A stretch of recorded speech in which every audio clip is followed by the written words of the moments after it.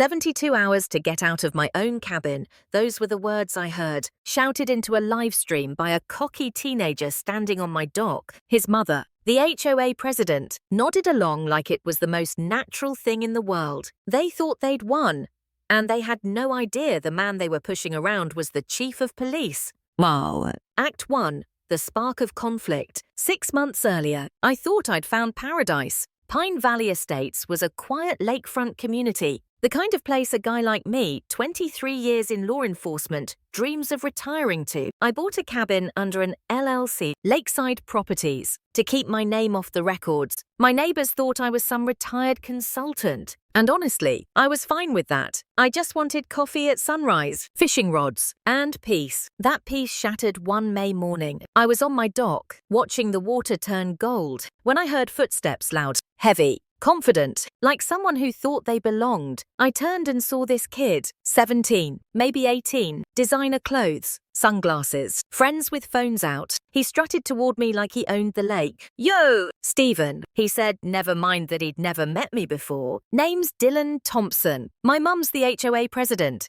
This cabin, it's been voted for community use. You've got 72 hours to clear out my graduation parties happening here. I blinked. Excuse me, this is my property. Dylan just laughed, pointing his phone at me. Dude, it's all legal. My mum handled the paperwork. Community Youth Initiative or whatever. You're out. I'm in. 3 weeks from now, legendary party. His buddies whooped and hollered, filming like they'd just witnessed history. And that's when she arrived. Rebecca Thompson, HOA president, Dylan's mother, a woman who walked like she owned every square foot of Pine Valley. She dropped a folder on my patio table, smiled tight and smug. The board voted, Mr. Thompson, emergency youth access, all legal, 72 hours. I flipped through the paper's phony language, made up county codes, signatures that didn't match. After decades as a cop, I could smell fraud from a mile away. But I played dumb. I'll need my attorney to review this. Her smile faltered, just for a second. Then she leaned in. The timeline remains firm. 72 hours. Don't make this unpleasant. And just like that, the Thompsons strutted off Dylan narrating his victory for thousands of followers online.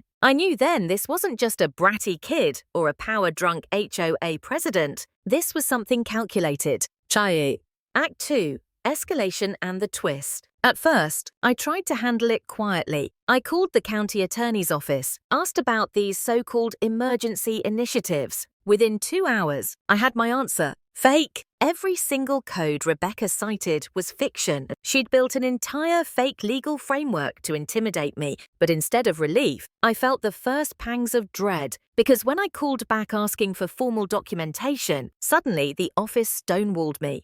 All inquiries about Pine Valley HOA are referred to legal, 10 to 15 business days. Dylan's party was in less than 3 weeks. Someone had pulled strings. Then the harassment started. Inspections, complaints, fire marshals, environmental officers, one after another, knocking on my door with anonymous reports, all baseless, all clearly orchestrated. And Dylan God, that kid, he went full throttle on social media, painting me as some selfish old man, blocking the youth. Parents glared at me at the grocery store. Teenagers spat insults when I walked past. For the first time, I wondered if I'd made a mistake. Maybe I should just sell. Was it worth it fighting an entire community? An HOA president with connections. A kid who had the internet eating out of his hand. Sitting alone in my cabin, watching the lake. I actually thought about giving up. That's when Ellie Wilson knocked on my door. Retired schoolteacher. Sharp as hell. Lived here longer than anyone. She carried the weight of years dealing with Rebecca's tyranny petty fines. Bans on bird feeders, humiliating neighbors over mailbox colors. Stephen, she said, you can't fold. Everyone's scared of her,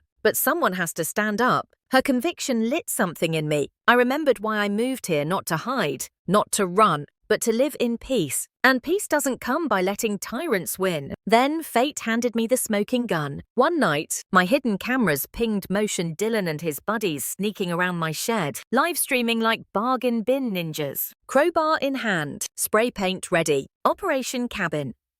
Liberation. Squad, Dylan whispered into his phone. He broke the lock, stole my late father's fishing gear, and sprayed community property across the wall, thousands watching in real time. I called the sheriff's office as any victim would. Deputies rolled up 15 minutes later, just in time for Rebecca to screech into my driveway, yelling, "He's harassing my son." This is community property. The deputies didn't buy it. They cuffed Dylan on the spot. His phone was still live streaming as he cried, "Mum said it was legal. Mum said the community voted." For the first time, Rebecca's mask slipped. She hissed at me, "You think you've won? I know people in this county. I can ruin you." But she had no idea. Every threat, every document, every step had been captured in crystal clear footage. And I wasn't just a retired consultant. Act 3. The showdown. 3 weeks later, Dylan's legendary graduation party went ahead. Cars filled my driveway, 90 teenagers swarming my lawn, music blasted, beer bottles smashed, kids climbing through my windows. Dylan live-streamed every second. The youth have taken back what's ours. Rebecca arrived in full PR mode, local news crew in tow, wearing a Community First t-shirt. She gave interviews about progressive youth empowerment, while my cabin was vandalized behind her. I sat inside, calm, watching it all through hidden cameras that Dylan thought he'd jammed. Every smashed bottle, every spray-painted wall, every stolen item recorded in 4K. By late afternoon, the sheriff's patrol cars rolled up, sirens cut through the music, deputies swarmed the yard, corralling drunk teens, documenting damage. Rebecca tried her switch to victim mode. "Officers, thank goodness you're here. This man has been harassing our community celebration." She pointed at my cabin, voice trembling with fake sincerity. The deputies ignored her, treating the scene for what it was, a crime scene. Dylan's livestream caught the moment his grin fell, his voice cracking. "Wait, why are there so many cops?"